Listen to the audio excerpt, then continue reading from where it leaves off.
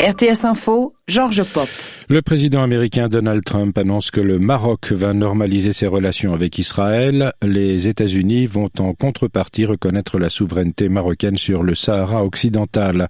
Rabat a confirmé l'annonce un peu plus tard. Le roi du Maroc, Mohamed VI, a indiqué que son pays allait reprendre les contacts officiels et les relations diplomatiques dans les meilleurs délais avec l'État hébreu.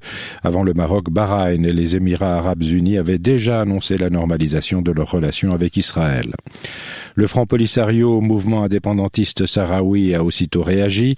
Il a dénoncé avec force la décision du président américain de reconnaître la souveraineté marocaine sur le Sahara occidental.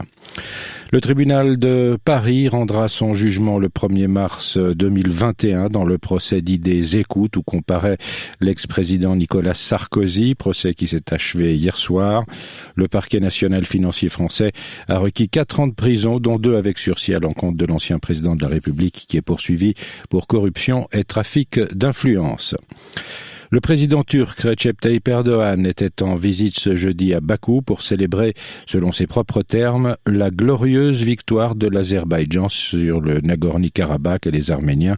Il a clamé que la lutte de son allié contre l'Arménie allait se poursuivre. Les trains régionaux Tilo qui relient la Suisse à l'Italie reprendront leur service sans restriction entre le Tessin et la Lombardie à partir de dimanche. La décision a été prise aujourd'hui par les gouvernements des 2 pays. La commission de la santé publique du Conseil national à Berne s'oppose aux mesures jugées excessives du Conseil fédéral pour freiner la propagation du coronavirus. Elle demande, cette commission, au gouvernement de limiter les nouvelles restrictions aux cantons où la situation épidémiologique l'exige. La Suisse comptait hier jeudi 5041 cas supplémentaires de coronavirus en 24 heures, selon les chiffres de l'Office fédéral de la santé publique, l'OFSP. 87 décès supplémentaires sont à déplorer et 212 malades ont été hospitalisés. Young Boys s'est qualifié pour les 16e de finale de l'Europa League. Les Bernois ont obtenu une victoire 2-1 contre les Romains de Cluj, une victoire obtenue notamment grâce à un penalty.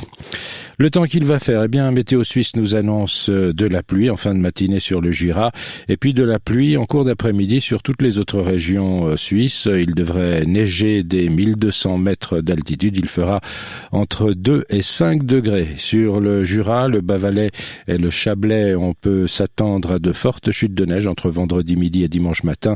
30 à 60 cm de neige fraîche sont en effet prévus au-dessus de 1200 mètres. Prochain rendez-vous de l'actualité, c'est dans 1 heure. C'est important d'avoir